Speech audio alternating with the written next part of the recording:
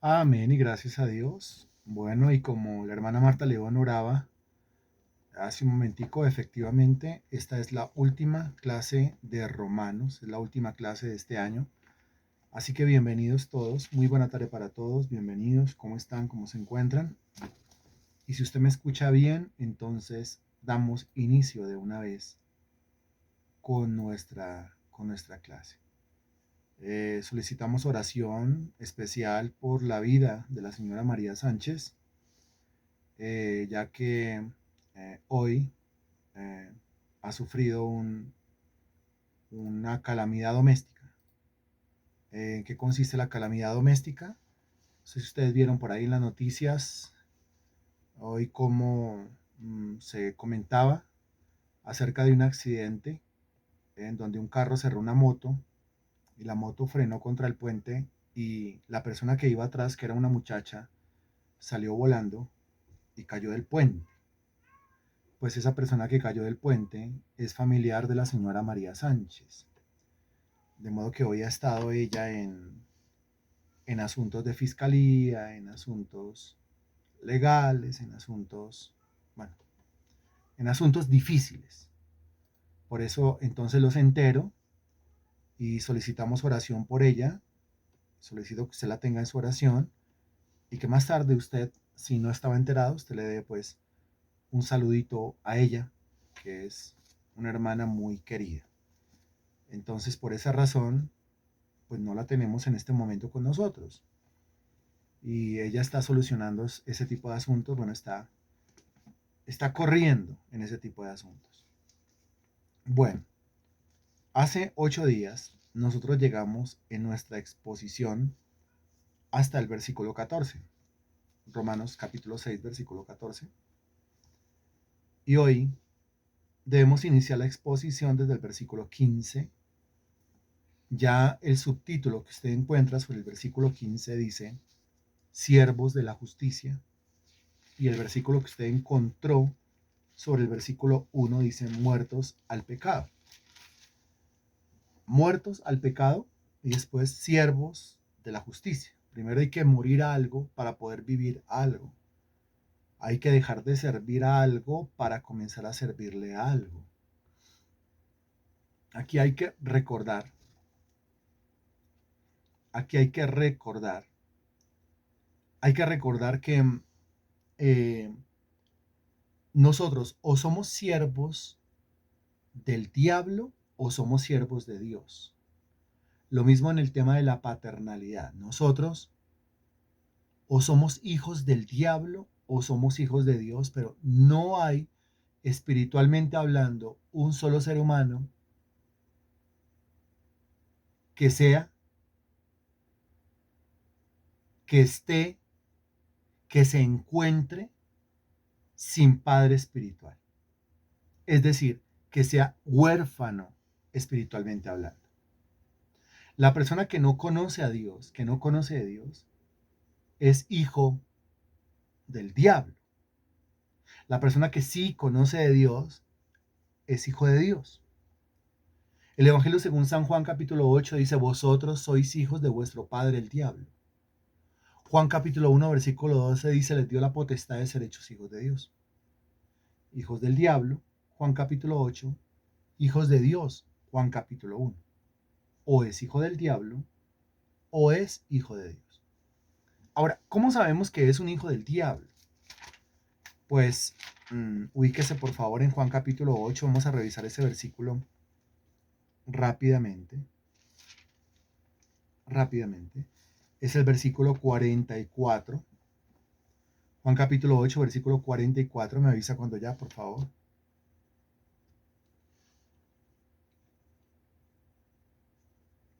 Juan capítulo 8, versículo 44. Dice, vosotros sois de vuestro padre el diablo. Note, vuestro padre el diablo. ¿Y cómo sabemos que es hijo del diablo? Porque a continuación dice, los deseos de vuestro padre queréis hacer. Ahora, cuando habla de los deseos en plural del diablo, eso se puede resumir en una sola cosa en singular.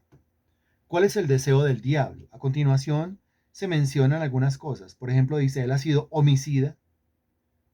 Dice, no ha permanecido en la verdad, porque no hay verdad en él. Cuando habla mentira, o sea que es homicida, es mentiroso y padre de mentira, o sea que engendra la mentira en las personas. Si yo soy una persona mentirosa, ¿quién está engendrando eso en mí? No lo está haciendo Dios. Si usted conoce a alguien que sea mentiroso, ¿quién está engendrando eso en esa persona? No es Dios, es el mismo Satanás. Entonces, cuando dice los deseos de vuestro padre queréis hacer, aunque aparece ahí un plural, y en ese plural pues de deseos aparece el homicidio, aparece la mentira, aparece el engaño, pues se resume en una sola cosa. ¿En qué cosa? En singular. El deseo del diablo es una sola cosa. El diablo solo quiere hacer eso y quiere que los hijos de Dios se dediquen a eso. ¿A qué se está refiriendo? Responda, por favor. Exacto. Se refiere al tema del pecado. Se refiere a pecar. A eso se está refiriendo. A eso se está refiriendo. El diablo peca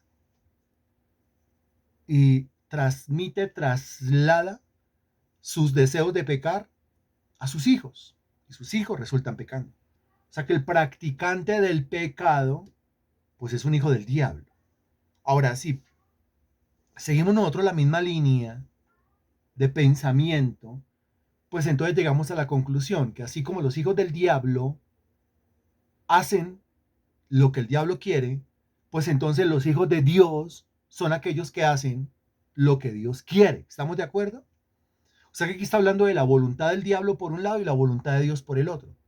Los hijos del diablo hacen la voluntad del diablo y los hijos de Dios hacen la voluntad de Dios. Así tal cual. ¿Estamos de acuerdo? ¿Es lo que enseña la Biblia o no es lo que enseña la Biblia? ¿Qué dice usted? Estamos de acuerdo, ¿cierto?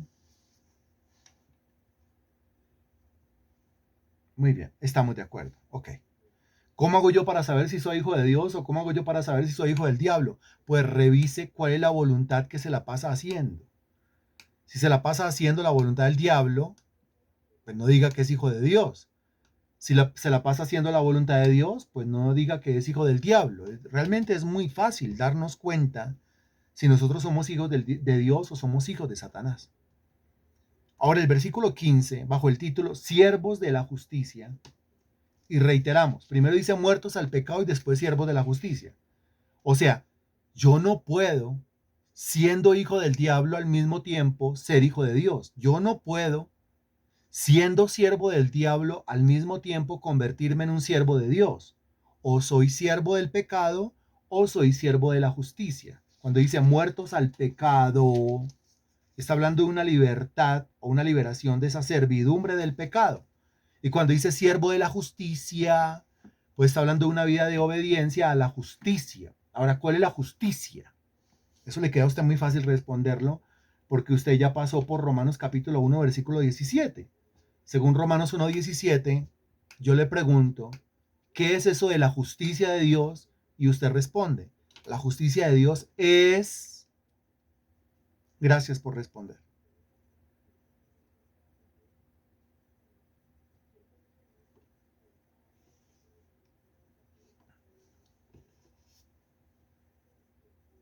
La justicia de Dios es siervo de la justicia. ¿Cuál es la justicia de Dios según Romanos capítulo 1, versículo 17?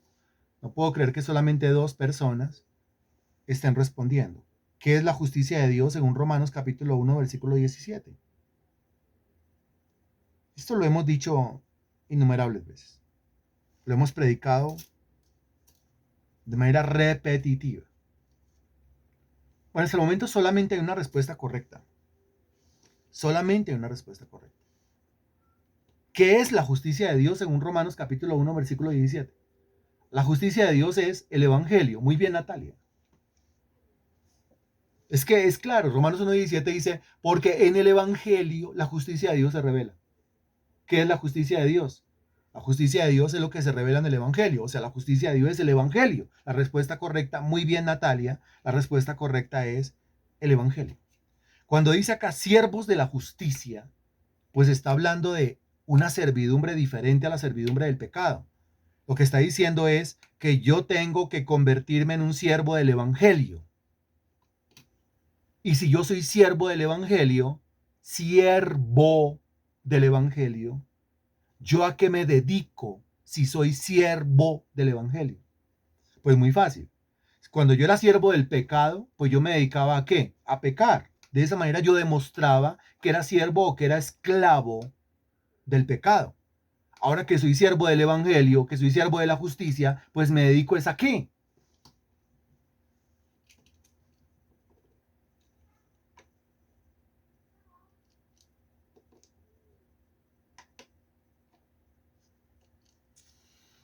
Me dedico es a ¿qué?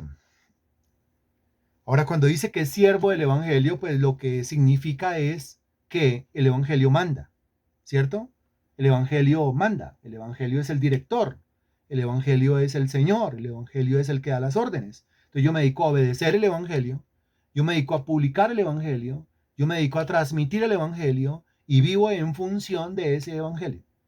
El Evangelio se convierte en mi vida, el Evangelio se convierte en mi Evangelio, el apóstol Pablo lo llamaba mi Evangelio. ¿Por qué? Porque se convierte en una parte de mí, se fusiona conmigo, se convierte en la cosa más importante de mi ser. Recuerde usted que es que la palabra de Cristo y Cristo son una sola cosa. El Evangelio de Cristo y Cristo son una sola cosa. Comencemos. Versículo 15 dice, comienza con preguntas. Ahora esta partecita comienza de la misma manera a como comenzó el capítulo. El capítulo 1 contiene pregunta, el versículo 1 contiene pregunta, el versículo 2 contiene pregunta, el versículo 3 contiene preguntas. ¿Se acuerdan las preguntas? Que pues diremos, ¿perseveraremos en el pecado para que la gracia abunde? La otra pregunta, ¿cómo viviremos aún en él? Se refiere al pecado. Versículo 3, otra pregunta. ¿O no sabéis que todos los que hemos sido bautizados en Cristo Jesús hemos sido bautizados en su muerte? Y estos versículos del 1 al 14 pues nos muestran la manera como nosotros morimos al pecado. Ahora, del versículo 15 al versículo 23 enseña que ya que una vez nosotros hemos muerto al pecado, es decir, nos hemos liberado del pecado, es decir, ya no estamos bajo la servidumbre o bajo el señorío del pecado, nosotros no quedamos libres. Sí quedamos libres del pecado, pero no quedamos libres. No sé, a ver quién me está entendiendo la expresión, porque es que eso lo predican desde los altares. Que cuando uno es liberado del pecado, entonces uno quedó libre de cualquier tipo de atadura, libre de cualquier tipo de directriz, libre de cualquier tipo de ley, libre de cualquier clase de mandamiento. No, hay que ser claro en esto. Yo quedé libre del pecado, pero no quedé libre de cualquier clase de direccionamiento. Yo quedé libre del pecado para que de ahí en adelante yo quede libre para servirle al Evangelio. Algunos dicen, no es que yo soy libre. ¿Y a qué se refiere? Yo soy libre, entonces yo no tengo que congregarme. Yo soy libre, entonces yo no tengo que orar. Yo soy libre, entonces yo no tengo que buscar de Dios. Yo soy libre, entonces yo no tengo que servirle a Dios. Esta persona no ha entendido bien el Evangelio. No ha entendido la palabra. Porque esta persona lo que entiende es que Dios lo libertó del pecado y lo dejó como en un punto neutro. A partir de ese punto neutro se puede convertir en un libertino porque puede hacer lo que quiere. Y eso no es cierto. Nosotros no podemos hacer lo que queremos. Porque si somos hijos de Dios, lo que debemos hacer nosotros es lo que quiere Dios, no lo que queremos nosotros. Mucho menos lo que quiere el diablo, porque eso es exactamente lo que dicen o lo que hacen los hijos del diablo. Versículo 15. Versículo 15. ¿Qué pues? ¿Pecaremos porque no estamos bajo la ley, sino bajo la gracia? Porque es que se dijo en el versículo 14, porque el pecado no se enseñoreará de vosotros, pues no estáis bajo la ley, sino bajo la gracia. Estoy bajo la gracia del Señor, no estoy bajo la ley. ¿Cómo así que no estoy bajo la ley? O sea, yo no pretendo ser salvo por medio de la ley. Yo no pretendo ser salvo por medio de las obras de la ley. Yo no pretendo ser salvo por medio de las obras de mi buen comportamiento o de mi buena conducta. La razón En mí no hay ninguna clase de buen comportamiento, no hay ninguna clase de buena conducta que me pueda salvar. Cuando dice que no estoy bajo la ley, lo que está diciendo es yo no pretendo, yo no aspiro, yo no sueño con ser salvo por medio de las obras. Estoy bajo la gracia. Lo que yo espero, lo que yo creo, mi certeza y mi convicción está en el método de salvación por la fe, es decir, por medio de la gracia en el Señor Jesucristo. Ahora pregunta el versículo 15. Ok, ya que está bajo la gracia y no está bajo la ley, si no está bajo la ley, malentiende el individuo, el escéptico, el que siempre argumenta en contra de Dios, ya que no está bajo la ley, pues entonces ya no hay ley para usted. Si no está bajo la ley, entonces ya no hay ninguna clase de ley que lo direccione. Ya no hay ninguna clase de ley que le esté prohibiendo. Si ya no está bajo la ley, quiere decir que ya no está bajo los mandamientos. Y si ya no está bajo los mandamientos, pues quiere decir que a usted ya no se aplican los mandamientos. O sea, usted quedó como por encima de los mandamientos. Eso es malentender, pero de manera horrible, de manera terrible, lo que significa estar bajo la ley. Estar bajo la ley no significa que ya los mandamientos no los debo cumplir. Estar bajo la ley significa que yo no obedezco los mandamientos para ser salvo, sino que yo obedezco los mandamientos porque ya soy salvo. Y es por medio de la obediencia a los mandamientos que yo demuestro que soy salvo. Es por medio de la obediencia a la ley que yo demuestro que soy salvo. Alguien lo tiene que entender aquí, lo tiene que entender claramente. Porque han hecho, yo no estoy bajo la ley. ¿A qué se refiere? Pues que esos mandamientos entonces ya no son para mí. No, no, no, no. Si usted dice que no está bajo la ley porque los mandamientos ya no son para usted, usted no ha entendido lo que significa estar bajo la ley y no ha entendido lo que significa estar bajo la gracia. La fe o la gracia no niega la ley, sino que confirma la ley. Se dijo claramente en Romanos capítulo 3. El Señor Jesucristo le dijo a Juan Bautista que él había venido a cumplir toda justicia, que él había venido a cumplir la ley. Él mismo dijo, yo no vine a abolir la ley, yo vine a cumplir la ley. Que si tenemos que cumplir la ley, sí. Para ser salvos, no.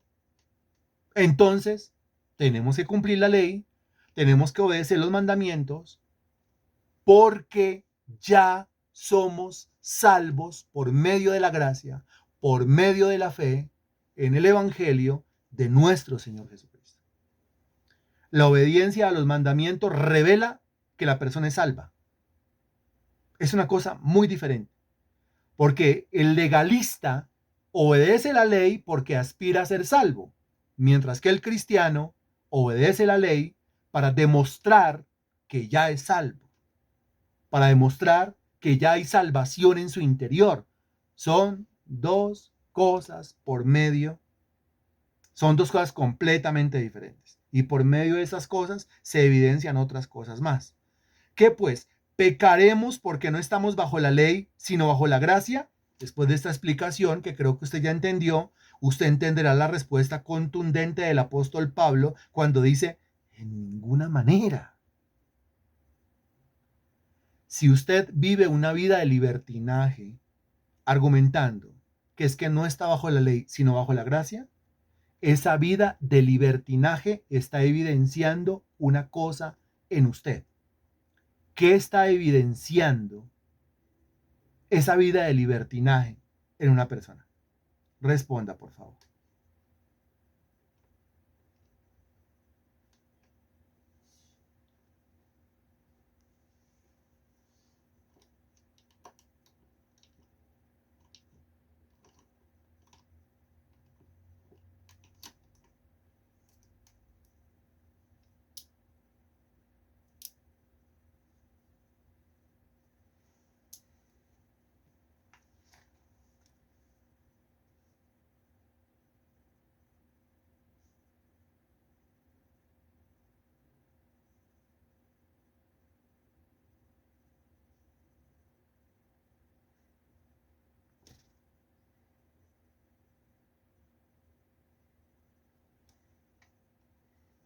Está evidenciando Excelente, Marta Poveda. Pues que es hijo del diablo, por tanto no es salvo. Está evidenciando que no soy salvo por medio de la gracia. Muy bien. Ahora, dos personas solamente contestando. Mire, yo me siento muy contento porque usted inició este proceso de Romanos. Bueno, inició el proceso desde enero. Pero cuando terminamos el curso que traíamos, iniciamos el proceso de Romanos, usted lo ha tomado seriamente. Es una persona respetuosa de las cosas de Dios. ¿Se acuerda que cuando propusimos Romanos, más de uno todo contento, emocionado, dijo que sí? ¿Y se acuerda que había un montón de gente aquí conectada?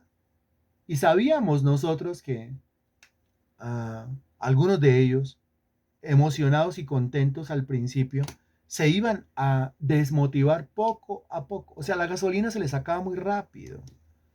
Eso es lo que pasa en esta dispensación de la Odisea. Hay demasiada pereza espiritual. Está demostrando que no está teniendo los mandamientos que fueron dados por Dios para cumplirlo y no es salvo.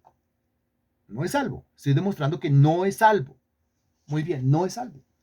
El libertino no es salvo.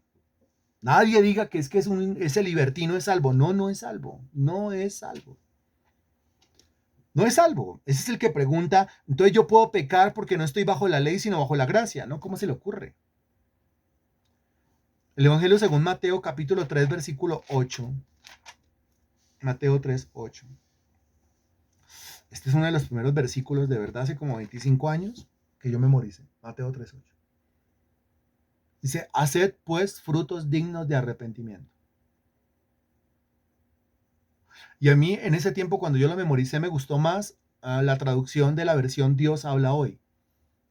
Uno irá a la versión católica. No es la versión católica, es la versión Dios habla hoy.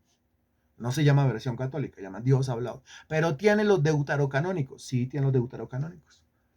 O sea que usted está diciendo que no, yo no estoy diciendo absolutamente nada, no ponga palabras en mi boca. Yo solamente estoy hablando de Mateo capítulo 3, versículo 8. Lo estoy leyendo desde la Reina Valera 1960 que dice, haced pues frutos dignos de arrepentimiento. Y lo estoy recordando aquí de la versión Dios habla hoy que dice, pórtese de tal manera que se note que se ha arrepentido. Pórtese de tal manera que se vea, que sea evidente que usted se ha arrepentido. O sea que el arrepentimiento se nota en el comportamiento. ¿De acuerdo? ¿Es así o no es así? El comportamiento se nota en el comportamiento. El arrepentimiento se nota en el comportamiento. Es así. Es así. Entonces, si alguna persona dice, yo puedo pecar porque no estoy bajo la ley, sino bajo la gracia, hay que decirle en la cara, usted no es salvo. Hay que decirle en la cara, usted no ha entendido lo que es el evangelio. Hay que decirle en la cara, usted no ha entendido lo que significa estar bajo la ley y lo que significa estar bajo la gracia. Yo no estoy bajo la ley, pero yo sí estoy bajo la ley. Hay que decir. Yo no estoy bajo la ley en el sentido que yo crea que la ley me salva, me puede salvar. Pero sí estoy bajo la ley en el sentido de que la ley es de Dios, el mandamiento es de Dios. ¿Y cómo se le ocurre que ahora yo voy a estar por encima del mandamiento y voy a poder hacer con el mandamiento lo que yo quiera? La Biblia es clara al decir, cualquiera que quebrante uno de estos mandamientos muy pequeño, será llamado en el reino de Dios. Los mandamientos no se pueden quebrantar. Los mandamientos no se pueden invalidar. Pablo responde, en ninguna manera. Versículo 16. ¿No sabéis otra vez? El apóstol Pablo es de los escritores del Nuevo Testamento que más utiliza la expresión, es que ustedes no saben. ¿Sí? El apóstol Pablo es el de los escritores del Nuevo Testamento que más utiliza expresiones como, es que no saben, es que no conocen, es que son ignorantes. Acuérdense de no quiero, hermanos, que ignoréis. El apóstol Pablo siempre está dándole ese tema de la ignorancia y le da duro el tema de la ignorancia. Porque es que si yo estoy diciendo yo puedo pecar porque no estoy bajo la ley sino bajo la gracia y después dice no sabéis, pues lo que eso quiere decir que yo soy un ignorante al decir eso. Ahora, eso mismo usted se lo encontró en el contexto anterior. Mire, en el versículo 1 dice, ¿qué pues diremos? ¿Perseveraremos en el pecado para que la gracia abunde? El versículo 2 dice, en ninguna manera, porque los que hemos muerto al pecado, ¿cómo viviremos aún en él? Y el versículo 3, dése cuenta cómo comienza. ¿O no sabéis? ¿Acaso es que no saben? Y aquí el versículo 16, ¿no sabéis? O sea, otra vez, ¿acaso es que no saben? ¿Qué es lo que no sabe? Estamos en Romanos. ¿Qué es lo que no sabe? El Evangelio. ¿Qué es lo que no conoce? El Evangelio. ¿Qué es lo que no entiende? El Evangelio. Como no sabe, como no conoce, como no entiende el Evangelio, ¿cómo va a poder decir que es salvo? Si uno es salvo por creer el Evangelio. No sabéis. Entonces aquí viene Pablo a sacar de la ignorancia. No sabéis que si os sometéis a alguien como esclavos para obedecerle, sois esclavos de aquel a quien obedecéis, sea del pecado para muerte o sea de la obediencia para justicia. El argumento está perfecto. ¿Qué es lo que dice? Mire, si usted se somete a alguien como esclavo, tiene que obedecerle. Y si le está obedeciendo, pues ese alguien al cual usted le está obedeciendo se ha convertido en su señor. ¿Es o no es? Mire, pasa. A veces el Señor de nuestra vida es el tiempo. A veces el Señor de nuestra vida es el afán. Nos domina, nos gobierna, nos invade. Terminamos llenos de afán, preocupación. A veces el Señor de nuestra vida es el dinero y hacemos de todo por el dinero. A veces el Señor de nuestra vida puede ser algún familiar al cual se le tiene no respeto, porque es que cuando se le pregunta al cristiano o a la cristiana, siempre van a decir, no, es que respeto. No, eso va más allá del respeto. Y usted sabe que muchas veces pasa. Porque el respeto no tiene que ver con el miedo, el respeto no tiene que ver con el pánico, el respeto no tiene que ver con siempre concederle al otro el capricho, o sea, convertirme yo en aquel que siempre hace la voluntad del otro, que no tiene una voluntad propia y no tiene una capacidad para decidir y no tiene capacidad para tomar sus propias decisiones. Eso ya no es respeto. Eso ya se llama fetichería. Eso ya se llama idolatría. Eso ya se llama endiosar. Eso ya se llama someterme a alguien para obedecerle. Y si yo me he sometido a alguien para obedecerle, ese al cual yo le estoy obedeciendo, lo he yo convertido en mi Señor. Por eso la Biblia dice, ustedes no pueden servir a dos señores, porque usted va a amar al uno o va a aborrecer al otro. Nuestro Señor es uno. Es el único que tiene ese nombre sobre todo nombre. El título sobre todo título. El Señor de los señores. Es Él. Ahora aquí, hablando en términos espirituales, netos, dice el texto, ¿no sabéis que si os sometéis a alguien como esclavos para obedecerle, sois esclavos de aquel a quien obedecéis? Entonces, a continuación, sea del pecado o sea de la obediencia. Porque claro, el pecado es desobediencia. Entonces está muy bien entretejido el argumento. O usted se está sometiendo al pecado, el resultado va a ser la muerte, o se está sometiendo a la obediencia, el resultado va a ser la justicia. O se está sometiendo al diablo, o se está sometiendo a Dios. O se está sometiendo a la voluntad de Satanás, o se está sometiendo a la voluntad de Cristo. Y ahí de esa manera usted define quién es su Señor, y ahí de esa manera usted define, usted es esclavo de quién. Pero aquí dice, si os sometéis a alguien como esclavos. Aquí no dice que alguien vino y me esclavizó. Porque como estamos hablando es con hijos de Dios. Y al hijo de Dios ninguno puede venir a esclavizarlo.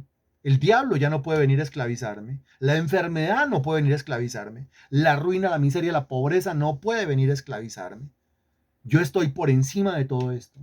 Se me ha dado potestad para pisar serpientes y escorpiones y sobre toda fuerza del enemigo y nada me daña, dice Lucas capítulo 10, versículo 19. De modo que si yo resulto siendo esclavo del pecado es porque yo voluntariamente me sometí al pecado. ¿Cómo le parece eso? A mí me parece terrible. Porque una cosa es que el mundano, que lastimosamente tiene un albedrío muerto, pues es sometido por el pecado, quiera o no quiera, el pecado va a hacer con el mundano lo que el pecado quiera o no quiera, el diablo va a hacer con el mundano lo que el diablo quiere. Pero en el caso del Hijo de Dios no es así.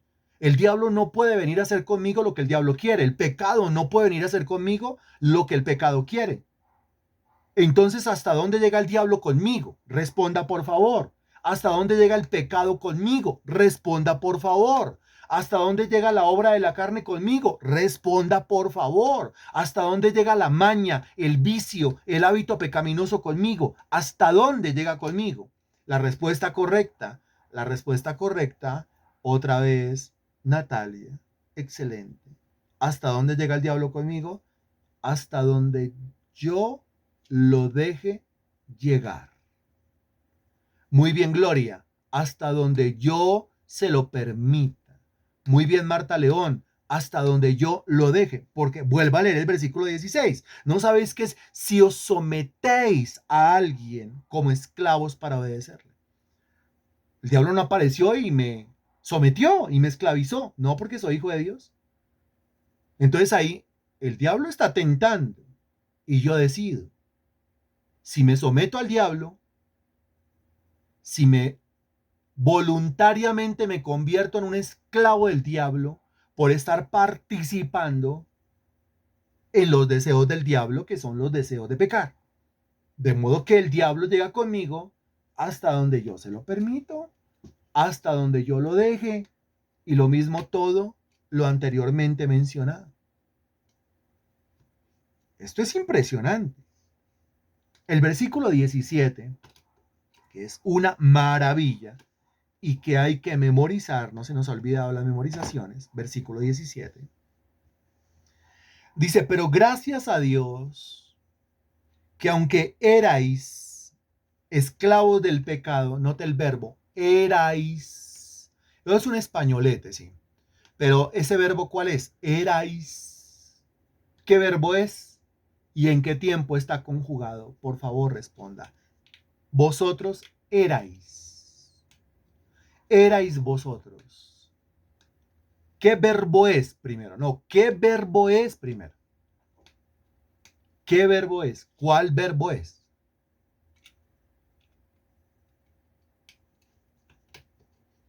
Y después me dice el tiempo.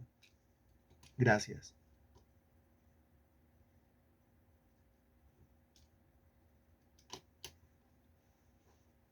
Exacto. El verbo ser conjugado en tiempo pasado. Ok. Entonces el verbo ser. Cambia el erais por el era. O eran, porque es en plural. Y cambia el vosotros por el ustedes. Ustedes eran esclavos del pecado. Era. Quiere decir que un cristiano genuino no es esclavo del pecado. No es esclavo del pecado porque vuelva a leer el título sobre el versículo 1. Ha muerto al pecado. Si ha muerto al pecado, ya no es esclavo del pecado. Con razón, Pablo dice, ustedes eran esclavos del pecado. Eran esclavos del pecado. Entonces, como eran esclavos del pecado, eso quiere decir que si en la actualidad tenemos nosotros a un cristiano esclavo del pecado, cristiano esclavo del pecado, lo repito por tercera vez, si tenemos, si conoce usted o es su propia experiencia, un cristiano esclavo del pecado, esclavo de algún vicio, esclavo de alguna maña, es ¿por qué? Porque ese cristiano, o que estoy hablando de un cristiano, o sea, si es un cristiano, estoy hablando de un hijo de Dios, si es hijo de Dios, ¿por qué tenemos el caso de hijos de Dios esclavos del pecado? ¿Por qué?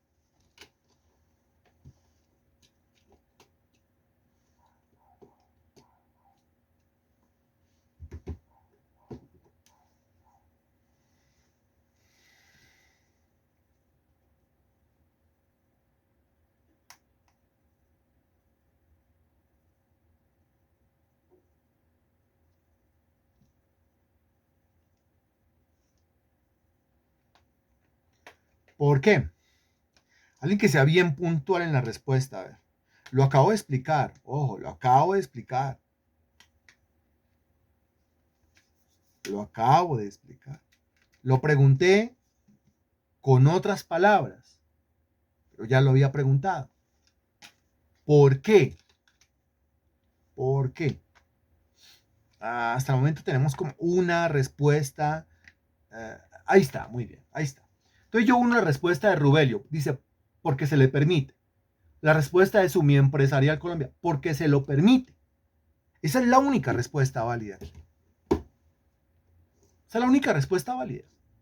Que el diablo no puede venir a cogerme, a esclavizarme y hacer lo que se le da la gana conmigo. No. El pecado no puede venir aquí a esclavizarme y hacer lo que se le da la gana conmigo. No, porque yo soy un hijo de Dios. Y si soy un hijo de Dios, legalmente se aplica todo lo que usted encuentra en Romanos 6 del 1 al 14. Entonces yo, ¿por qué resulto, aunque soy hijo de Dios, esclavo del pecado? Si el pecado no puede venir a hacer lo que quiere conmigo, pues porque yo lo dejo, porque yo se lo permito, porque yo me entrego voluntariamente como esclavo. O sea, este es tan tonto que están rifando un tiro, ¿sí? Solo hay un número en juego, no hay más números. Está rifando un tiro, solo hay un número en juego y este compra el número y es tan pendejo que se lo gana.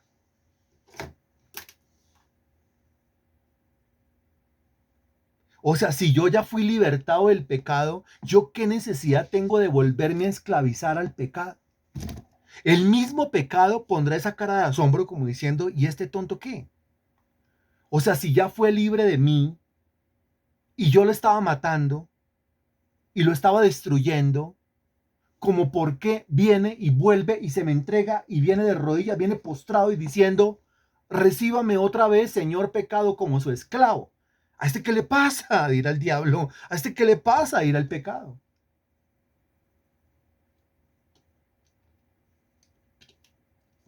Por eso Pablo dice, versículo 16, ¿no sabéis? Sáquese cuenta que es pura ignorancia. Es que hay que decirlo. Es que hay que decirlo. El evangélico, o mejor, el que se las da de evangélico no conoce el evangelio. El que se las da de cristiano no conoce la doctrina de Cristo.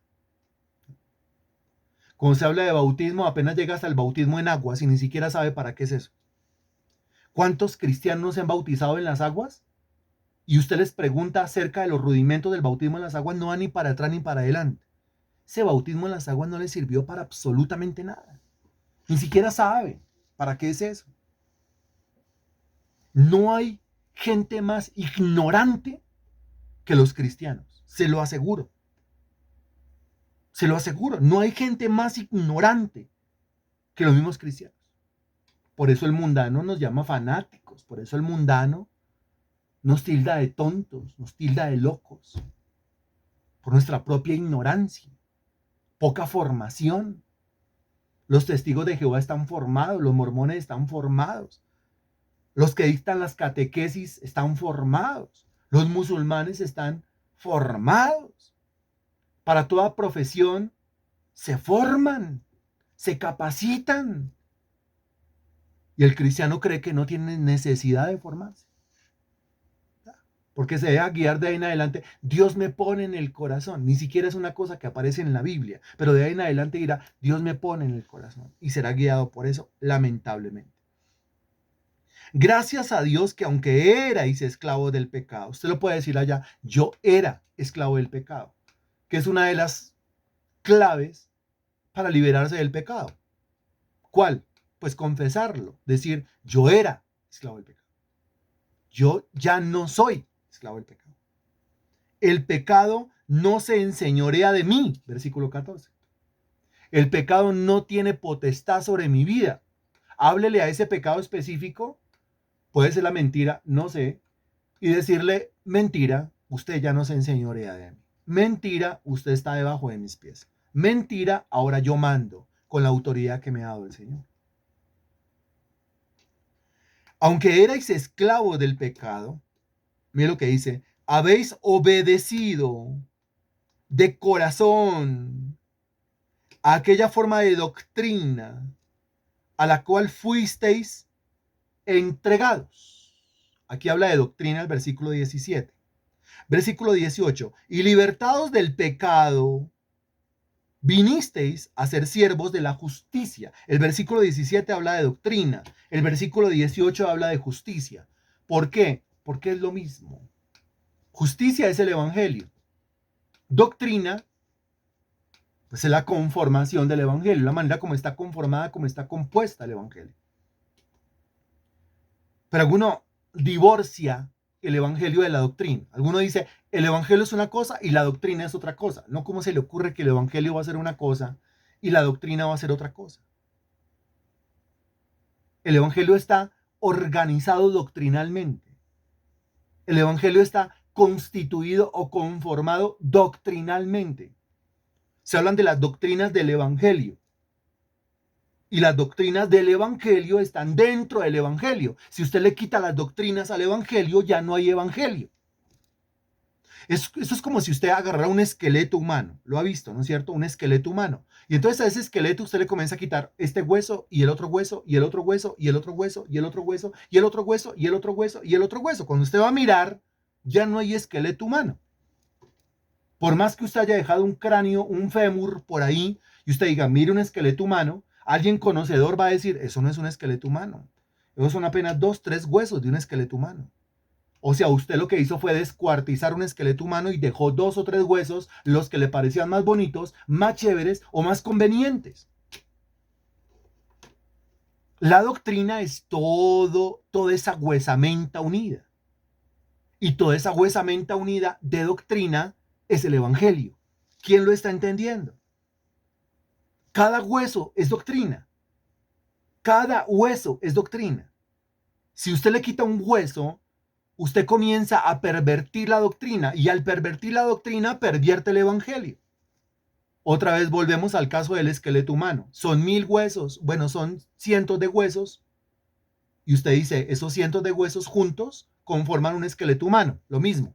Esa cantidad de doctrinas juntas conforman el evangelio. Si usted le quita un hueso, ya no es el esqueleto humano. Si usted le quita una doctrina, ya no es el evangelio. ¿Quién lo está entendiendo?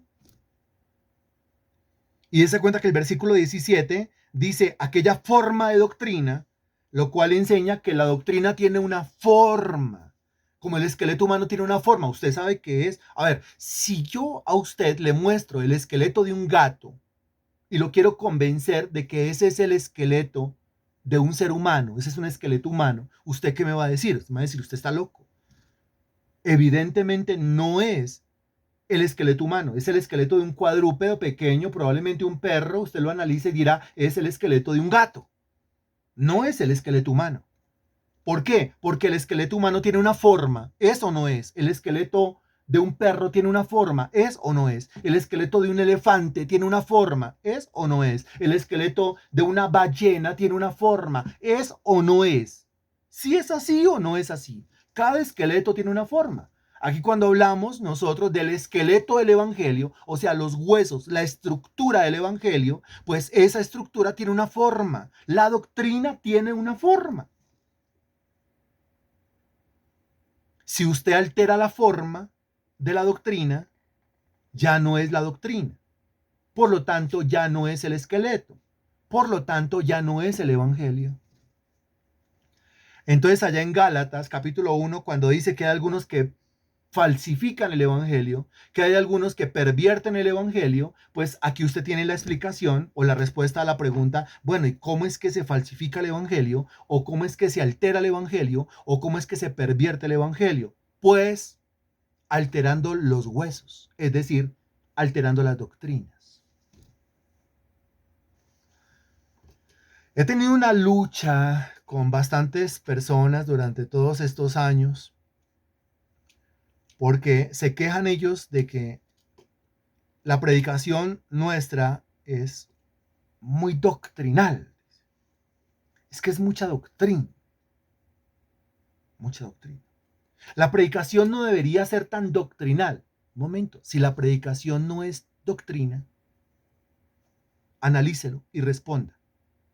Dejo esos huecos para que usted responda. Si la predicación no es doctrinal, si la predicación no tiene doctrina, entonces esa predicación, entonces esa enseñanza,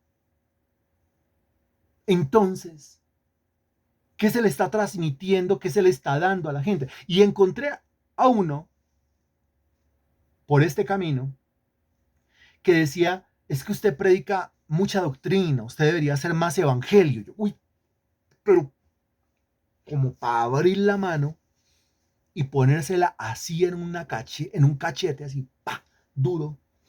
Porque ¿cómo así que debería de no dar tanta doctrina y dar más evangelio? Para esta persona, la doctrina es una cosa diferente al evangelio. Dice, a mí no me gusta tanto la doctrina, a mí me gusta más el evangelio. Uy.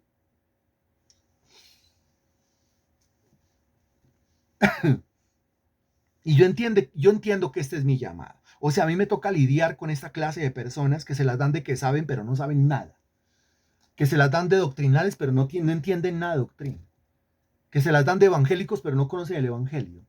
Llevo 37 años en la iglesia. 2 o 3 preguntas y quedó desbaratado. No, no sabe absolutamente nada. Eso sí, le conoce toda la vida al pastor, le conoce toda la vida a la mujer del pastor y a los hijos del pastor y a los nietos del pastor, pero no conoce nada del evangelio, conoce nada de la doctrina. Entendámoslo, por favor. ¿Cómo se me ocurre decir, no, es que hay una predicación doctrinal y otra predicación que se le predique más evangelio y menos doctrina? Si yo le predico menos doctrina, le estoy predicando menos evangelio. ¿Quién lo está entendiendo? Y entre más doctrina yo le predique, pues más evangelio yo le estoy predicando. O sea, yo tengo que darle a usted toda la huesamenta, tengo que darle a usted toda la estructura ósea, ¿sí? Tengo que darle a usted toda esa fortaleza doctrinal y ahí usted va entendiendo lo que es el evangelio. Si no hay, exacto, Natalia, si no hay doctrina, no hay evangelio. Muy bien, si no es doctrina, pues no sería el evangelio. Usted lo está entendiendo bien. Entre más doctrina de uno, más evangelio está dando uno. Pero como lastimosamente la mayoría de cristianos de este tiempo están mal educados, mal criados por los sermones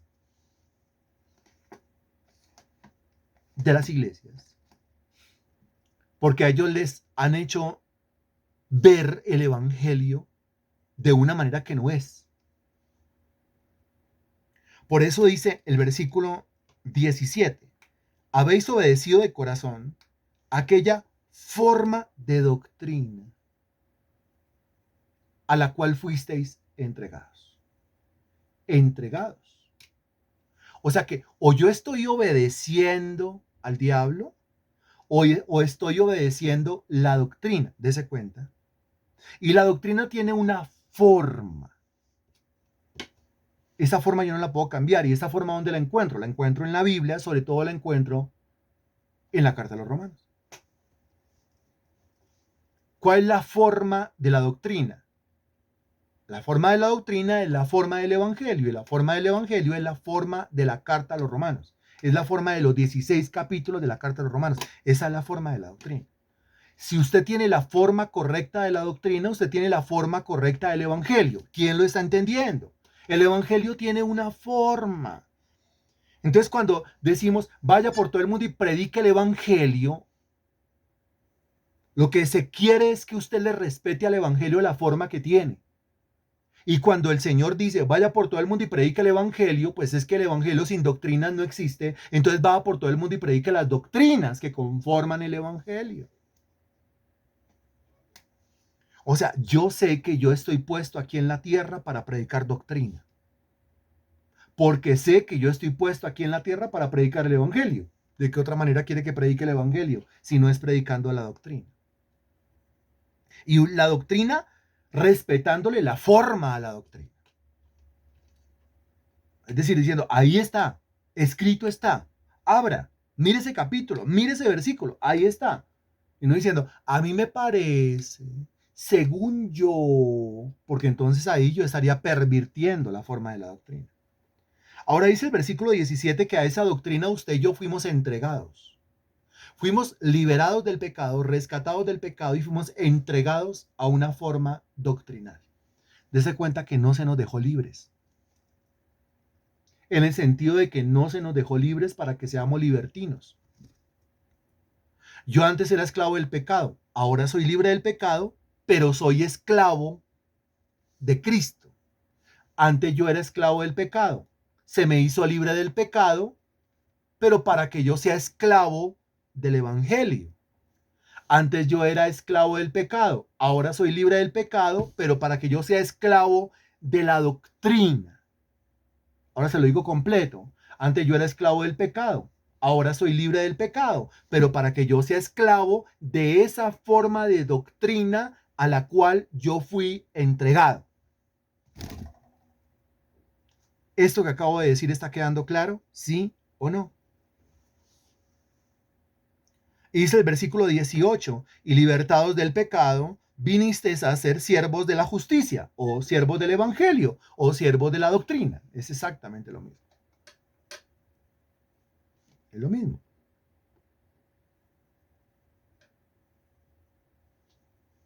Versículo 19, hablo como humano,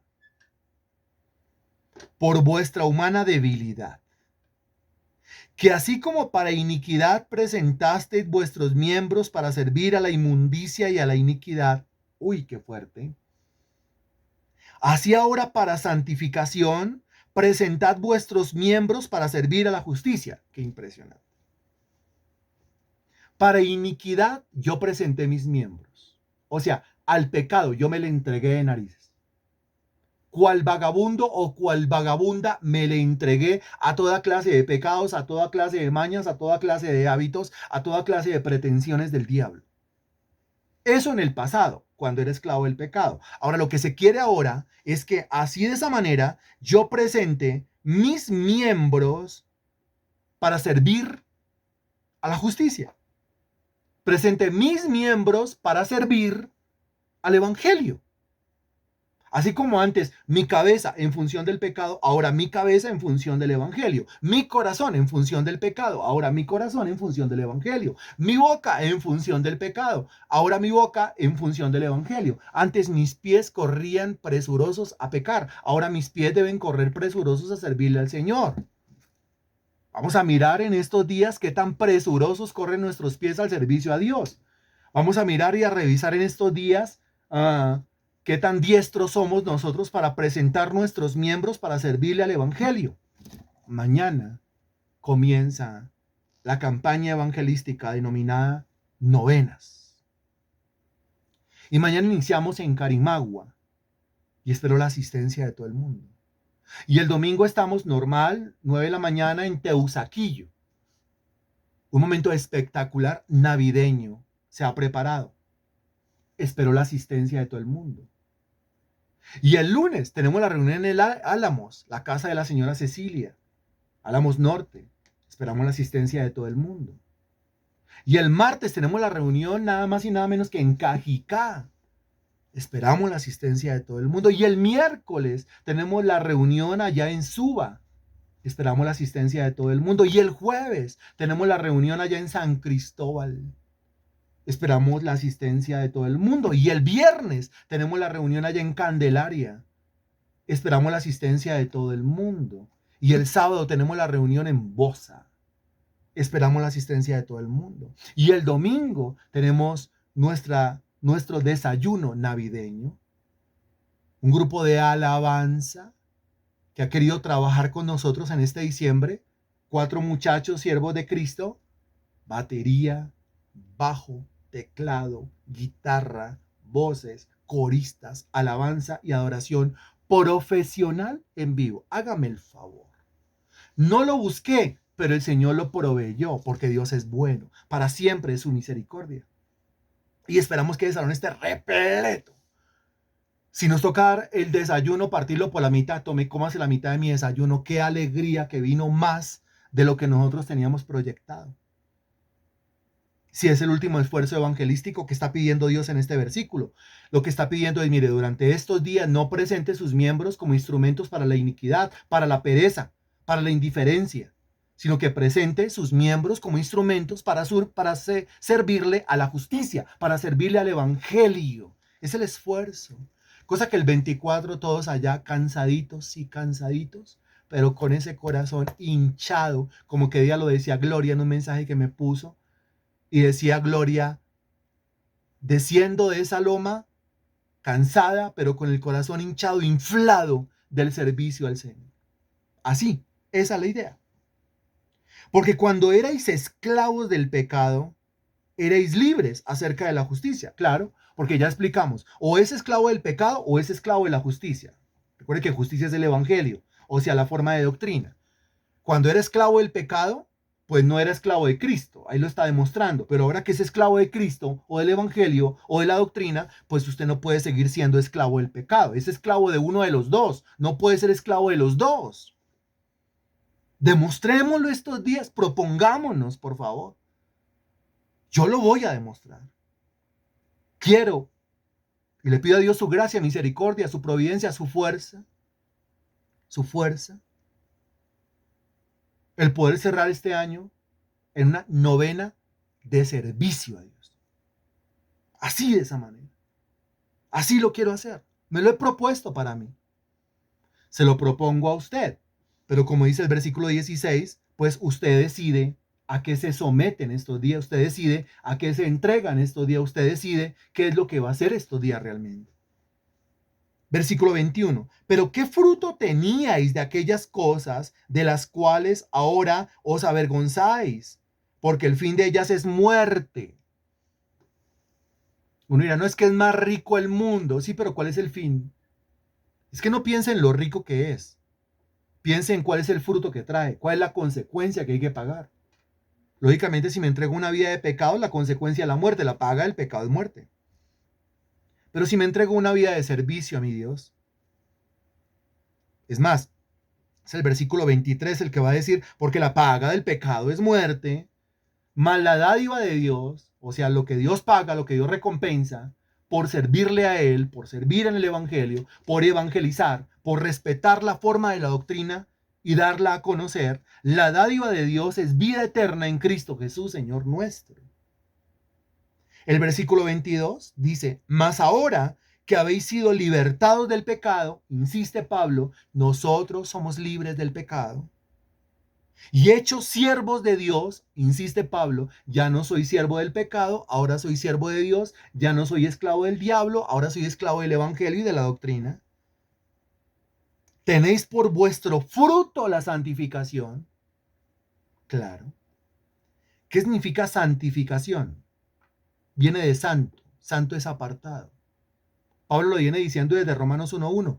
Pablo, siervo de Jesucristo, llamado a ser apóstol, apartado para el evangelio de Dios.